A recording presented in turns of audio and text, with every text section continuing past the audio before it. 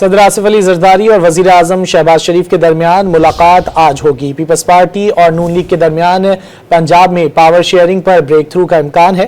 تفصیلات جان لیتے ہیں نمائندہ ڈان نیوز میاں شعیب سے۔ میاں شعیب، کیا تفصیلات ہیں؟